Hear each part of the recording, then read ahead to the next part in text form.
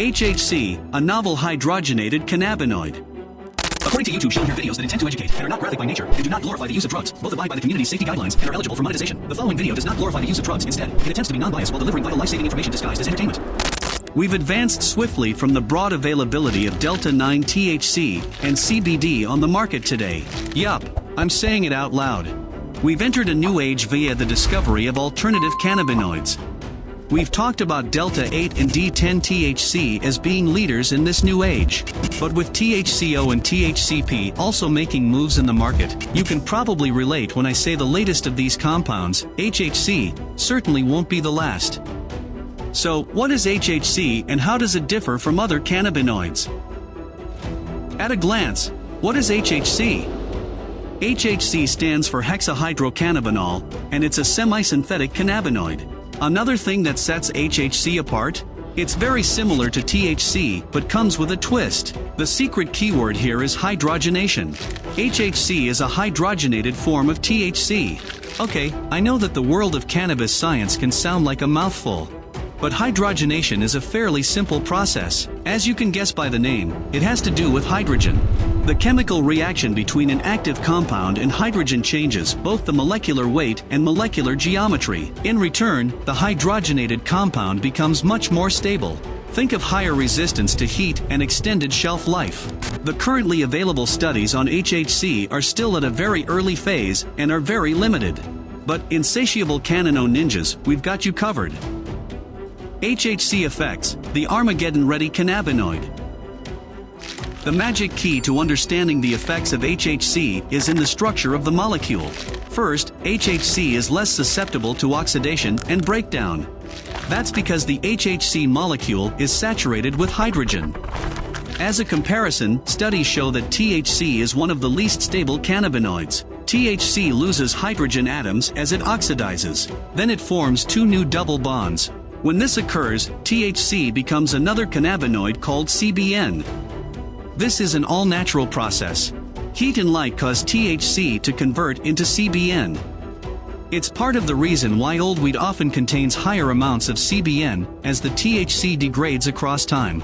According to researchers, CBD can also be synthesized into several HHC isomers, among other related derivatives. In addition, CBD can also convert into THC in vitro, but not appreciably in vivo. The conversion of CBD to HHC is a reaction that rarely happens in nature. Obtaining large quantities of HHC involves boiling CBD in a strongly acidic environment, and then adding methanol or ethanol to create synthetic HHC, THC, and other isomers. It can also be influenced by growing and processing methods. As a rule of thumb, high temperature, UV exposure, and ambient oxygen levels all lead to the gradual degradation of cannabinoids. But when it comes to hydrogenated HHC, it's far more stable. So yup, it's pretty much Armageddon ready. So yes, should there be a world-destroying event, and we all have to leave Earth, hexahydrocannabinol is the most likely cannabinoid to survive the journey. The mesmerizing science of cannabis, at least 10 types of HHC found so far. Back in 2007, the Department of Hygienic Chemistry, Hokuriku University, shared an intriguing study of HHC. They discovered that CBD can be converted into HHC and Delta-9 THC. The researchers used cutting-edge gas chromatography mass spectrometry, GCMS, to identify two forms of HHC, namely 9-alpha-hydroxyhexahydrocannabinol and 8-hydroxyisohexahydrocannabinol. Ultimately, there are at least 10 types of HHC that science has revealed up to date. Some of these are slightly naturally occurring, while the most common ones are lab-made. Two examples of synthetic HHC analogs include HU211 and HU243. In 2015, Volume 117 of the Phytochemistry Journal spotlighted 9 minor oxygenated cannabinoids discovered in high-potency cannabis strains. 4 of these were hexahydrocannabinols. The researchers tested the newly found cannabinoids for antimicrobial, anti-leishmanial, and antimalarial properties, finding that some of these compounds had mild activity against certain bacteria and malaria. More recently, in July 2021, Colorado Chromatography announced the release of their patent-pending version of HHC. Although they cannot share more information at this time, which is understandable given the patent-pending nature of the compound. This version of HHC has recently hit the market and has anecdotally proven popular with those looking to enjoy the buzz of Delta 8-9 THC in states where THC is not legal. Quick summary. Delta 9 THC is the most abundant form of THC found naturally in the cannabis plant. When Delta 9 THC breaks down, it converts into CBN. Only a very small amount is converted into HHC, Delta 8, or Delta 10 THC. Because of how abundant Delta 9 THC is in the plant, experts can extract it very easily. Any forms of THC that are present in only low concentrations require specific methods and techniques to obtain a meaningful extraction. One way to do so is through isomerization or hydrogenation. Appreciable amounts of HHC for sale practically have to be mass-produced. For example, Delta 8 and Delta 10 are made through the isomerization of CBD.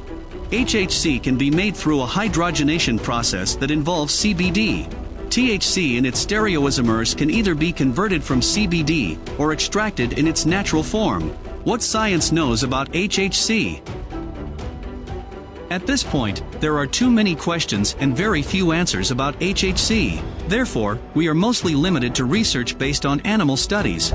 Being a new, synthesized cannabinoid, the short and long-term effects of HHC cannot be known nor carry guaranteed safety and health claims. Well, that's the case with the science of cannabis in general. After all, we are the generations who are currently writing new pages in the global history of ganja. Long-term, in-depth studies take time. Therefore, we have to be patient. Meanwhile, it's important to stay well educated before we choose to medicate or recreate with any cannabis product. Now, let's check out more of the science-backed information available about HHC. HHC demonstrates antinocioceptive effects. The 2007 study provides a curious glimpse into the possible pain-relieving effects of HHC. Hokuriku University's research team tested the two forms of HHC on mice. They found out that HHC prolonged sleeping time by 1.8 to 8.0 times. Also, they conclude that HHC can inhibit the sensation of pain. In summary, the researchers point out that HHCs show Delta 9 THC-like effects in mice, although their pharmacological effects were less potent than those of Delta 9 THC. So, in short, HHC exhibited the similar effects as D9 THC, but without the same intensity. It should be pointed out that it is very difficult to measure subjective intoxication in animals. HHC relates to potential anticancer properties. In 2011, the European Journal of Pharmacology released a study on two hexahydrocannabinol analogues, namely LYR7 and LYR8. The results suggest that both compounds may inhibit tumor cell growth and angiogenesis, a key step in tumor formation. More evidence on HHC anticancer properties comes from Dr. Mark Schaldoni, who is the founder and lead chemist of Betterchem Consulting Incorporated. He references an interesting study in two of his published patents. According to the case study, data suggests hexahydrocannabinolic acid, HTHCA, and HTCBDA possess significant tumor size reduction properties. There are no existing reports on severe side effects. At the time of writing, there are no available reports of severe side effects related to HHC use. According to limited preliminary research, it is thought to share a comparable safety profile to THC. However, the safety profile of HHC is still not confirmed. Therefore, it's crucial to approach any new cannabinoid by exercising prudence. Likely, HHC and other THC isomers should be avoided by people who already avoid THC and special populations like children, pregnant, or breastfeeding people, and the elderly. Anecdotal reports. It seems like the science of HHC has yet to completely catch up with users' experiences, as the compound has only recently hit the market. Nonetheless, most users share that the effects of HHC resemble more those of Delta 9 rather than Delta 8 THC. A soothing buzz of body relaxation is usually coupled with mental cloudiness. Users are also placing a spotlight on the suggestive pain-relieving properties of HHC. HHC feeling. To understand the feeling of HHC, we need to dive deeper into some more science. The psychoactive effects of any form of THC are directly related to the number of carbons in the chain. More carbons generally equals higher psychoactive potency up to a point. Delta 8, Delta 9, and Delta 10 THC have 5 carbons. The Delta 9 isomer is the strongest one. HHC also has 5 carbons. Its potency is thought to fall somewhere in between Delta 8 THC and Delta 9 THC. THCO is 3 times stronger than Delta 9 THC. That's because it has a higher bioavailability than Delta 9 THC. THCP has 7 carbons. Hence, it has the strongest psychoactive effects. It can be between 5 and 33 times as potent as traditional THC. A 2010 study examined the binding affinity of hexahydrocannabinol analogs for CB1 and CB2 cannabinoid receptors. The hexahydrocannabinol analog with the highest CB1 binding affinity was further tested in rats. The study found that the compound was found to exhibit exceptionally high in vivo potency with a relatively long duration of action, which in plain English means that hexahydrocannabinol was found to be a potent intoxicant for which its effects last for a long time. This isn't surprising since most users report the effects of HHC as similar to Delta 9 THC. HHC has also been anecdotally suggested to relate effects that offer relaxation rather than high focus and energy stimulation of cerebral sativas. That's to say, if you want to stay more functional, you'd better opt for Delta 8 THC or non-psychoactive CBD. HHC versus Delta 9 THC. Structurally, HHC and THC molecules seem nearly identical to the untrained eye. But THC and HHC have few key structural differences like a missing ester bond, a hydrogenated carbon, and an absent double bond. These changes make HHC more stable than THC. Furthermore, it alters the ability of HHC to bind with various receptors in the body. Ultimately, HHC has very similar effects to THC. Think of feelings of euphoria and relaxation, possibly sedation. Changes in auditory, visual, and pain perception, cognition, altered heart rate and body temperature. The duration of the high with HHC also seems identical with Delta 9 and Delta 8 THC. Remember that duration depends on the method of consumption too. HHC is more potent than Delta 8, yet it is slightly less potent than Delta 9 THC. Overall, HHC is regarded to be much more potent than Delta 9 THC. Is HHC legal? Technically, HHC is still an isomer form of THC, so it has the potential to be treated as being federally illegal in the US. But whether HHC is state legal or not is a similar case as with Delta 8 THC and Delta 10 THC. Shortly put, the legality of HHC is a gray area. Remember, state laws vary, so always do your own due diligence. HHC drug testing.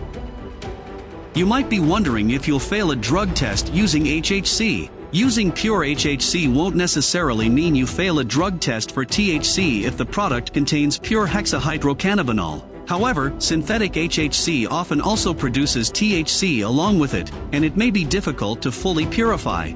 But why? So far we don't know if HHC breaks down into metabolites that resemble processed THC. Hence, it might be detected by the existing drug tests for THC if the metabolites are similar enough. A GCMS drug test can also look specifically for HHC if the sample is flagged preliminarily positive and sent for confirmatory testing. Currently, HHC-specific testing is not routine, but could be found incidentally if the sample is contaminated. Bottom line is, if the HHC is contaminated with THC, it's likely you could fail a drug test too. So always be aware of these kinks before using HHC. Wrapping up hexahydrocannabinol. For those of you who are excited to try out HHC, be especially careful where you buy it. There is a lack of clarity, but also a lack of testing standards in the HHC space. Thus, it's easy for scam companies to target this niche and offer products that aren't fitting for consumption and otherwise heavily contaminated. We don't promote the use of drugs on this channel, but if you are going to try HHC, we have left a link in the description below on how to pick a safe, tested brand to buy from. Please like and subscribe to Medicinal Daily channel and click the bell icon to get new video updates.